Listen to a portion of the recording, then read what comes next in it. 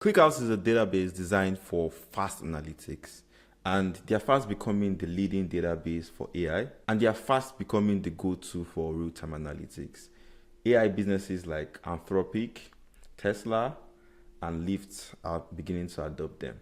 One of the main reasons ClickHouse is so fast is because of an engine that it uses, which is called the MergeTree engine. My name is Salam from Insights Titan, where we empower businesses to make better decisions with data and drive growth. If you're new to ClickHouse, the whole concept of MergeTree can be confusing. There are several types and you have to choose one because you can only choose the MergeTree you want to use when you decide to create your table. In this video, we'll look at 4 of the most important merge trees, especially for beginners. The MergeTree, the ReplacingMergeTree, the SummingMergeTree, and the AggregatingMergeTree. We'll be looking at what they are, how they differ, and how we can use each one.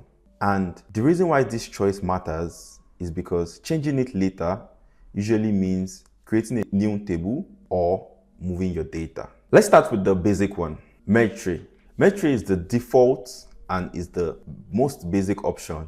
So think about it as the storage engine for the large amount of data that comes into ClickHouse. You can use it when you want to store your raw data exactly as it came in and you plan to analyze it later. The next is the ReplacingMergeTree.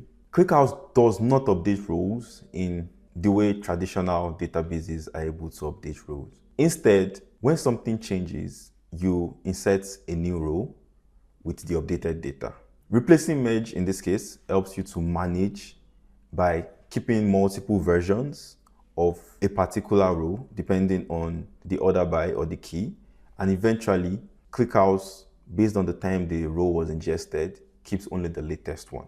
One way you can use the replacing merge is to use it for tables where you know the data keeps changing and some fields get updated over time. For example, suppose you store customer information and a user updates their email or phone number. Each of those updates creates a new record. ReplacingMergeTree will later remove the old version and keep the latest one. Now, let's look at SummingMergeTree. The SummingMergeTree engine is useful when you care about the total than the individual records. When you want to be able to automatically add the numeric values for rows that share this, like they share similar key. In most cases, you define your key using the order by or the primary key, like I mentioned earlier. For example, instead of storing every single sale forever, you can store the daily totals for each product. If multiple rows exist for the same product and dates, what ClickHouse then does is it will help you combine them and keep the summed value.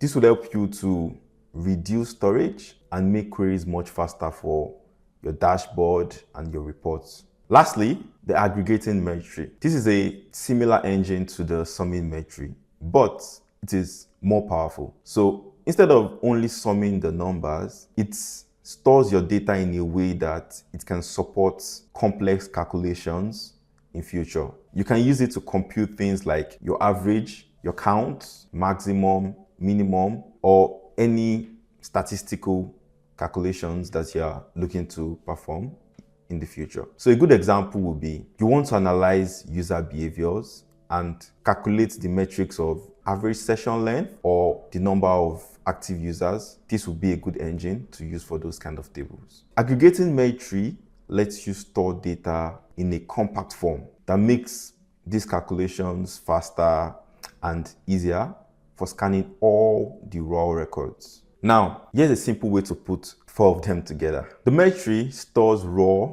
and detailed data. The ReplacingMergeTree handles data that change over time. The SummingMergeTree stores only the totals, and the AggregatingMergeTree stores data that you can use for advanced calculations in future. The good thing is that in a project, you can use more than one of these engines depending on the purpose for each table. So, as I've stated a couple of times, before you choose one, because you know you can't change your engine after creating a table, ask yourself 3 simple questions. Do you need every individual record, or just for summaries? Will the data change after you've inserted it? Do you need the totals only, or you need more complex calculations? The engine you choose and how efficient it is for what you're trying to solve will determine how fast your queries are. So if you're just starting with ClickHouse, focus on understanding your data first. Then choose the engine that matches